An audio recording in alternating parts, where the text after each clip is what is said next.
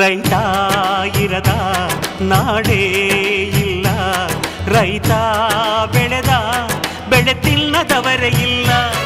ರೈತ ಎಂದು ಸ್ವಾರ್ಥಿ ಅಲ್ಲ, ತನಗೆ ಮಾತ್ರ ಎಂದವನು ಬೆಳೆಯುವುದಿಲ್ಲ.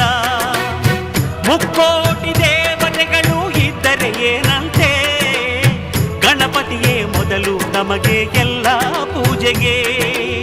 ದುಡಿಯೋ ಕೋಟಿ ಯಂತ್ರಗಳಿದ್ದರು ಏನಂತೆ, ರೈತಾನೇ ಮೊದಲ ಮಾನವ ಯಂತ್ರ ಭೂಮಿಗೆ.